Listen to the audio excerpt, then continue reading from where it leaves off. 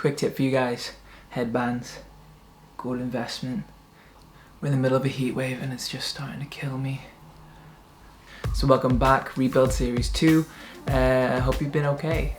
It's been a bit of time, there's been a lot of things happening, so it's a little bit late this one, but I'm going to try running you through a couple weeks progression, maybe a couple weeks ago, if that makes sense. So it's getting to that point in my programming where I'm starting to feel a little bit strong again, a little bit more like myself. And I want to run you guys through some of the slight changes that are going to be happening to my program to make sure the progress still keeps coming. But first, I want to talk about one of the most important things when running a successful training program.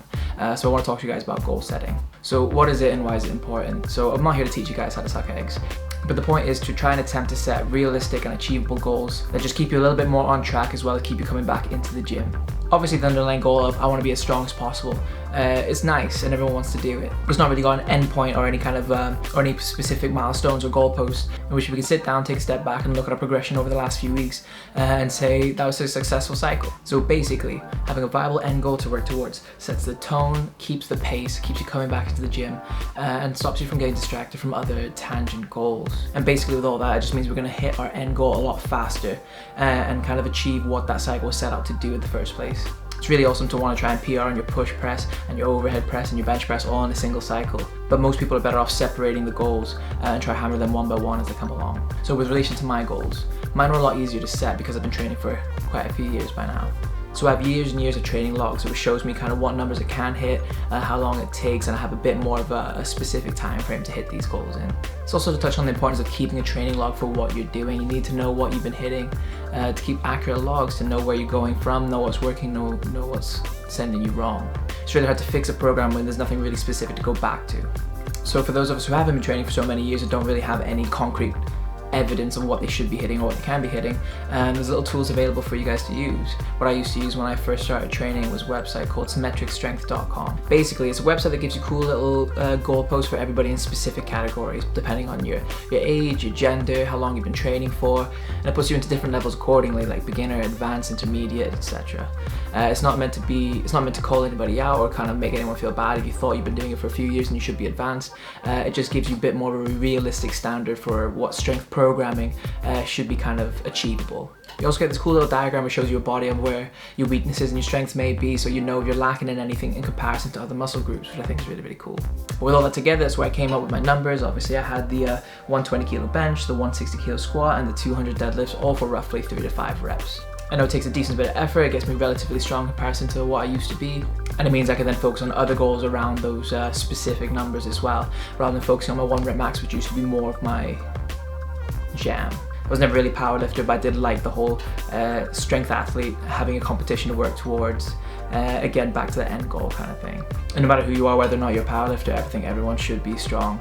So current updates on my training program, I peaked quite quickly. Got some food cooking as well, just making the room even hotter. So current updates for my numbers.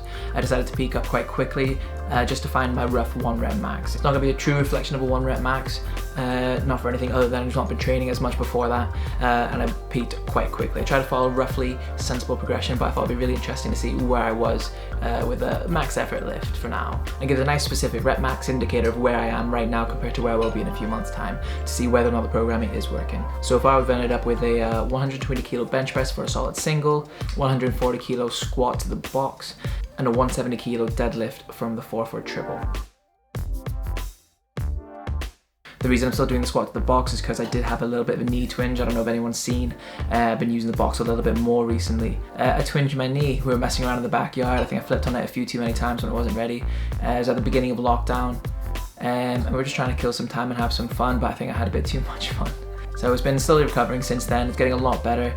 The warm-ups are slowly getting higher and higher where I'm not using a box, and then when it gets to a little bit too heavy, I switch to the box because it seems to be under obviously in the full depth with the heaviest load. That's when it really starts to flare up a little bit. So I started on my max effort lifts, that's when I start to put the box there just to give me some sense of security, especially in a little home gym. And I said this video's a little bit late, so since then I've actually been making sure all my squats have been all the way to full depth. I'm starting to get even my max effort lifts full depth squat without any kind of twinging, which is awesome. So that'll be on the next update. So with those numbers on this current cycle, it's been about 10 weeks. We've gained about 40 kilos on the squat, about 30 kilos on the bench, and about 50 kilos on the deadlift. I know these numbers don't really count for rep to rep comparisons. All it is just a general guideline of the numbers I have been using in the gym, the max weights I've been touching throughout the week. So main changes to my programming, all we did was move on from linear progression or strict linear progression.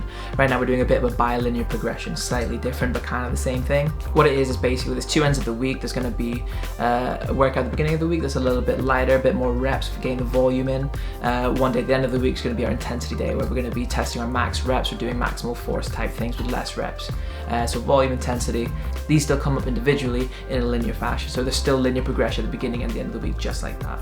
And hopefully with this basic progression I should be able to hit my goals relatively quickly for what I want to hit. But again, if there's any changes to the program, I will keep you guys updated for what I have to do to make sure the progress still keeps going up. And that's it, that's current updates, that's my programming so far. It's going really well, I'm very happy with the way it's going so far, especially all the changes that have been going on. I think everything's going to start opening up soon. We just found out that the gyms won't even open up for another month from now, so awesome. I think on the next check-in I'll probably talk a little bit more about the accessory work that's been coming into play. Most of the progress that's happened so far, at least in those first 10 weeks, was solely from just doing the bench, the squat and the deadlift really.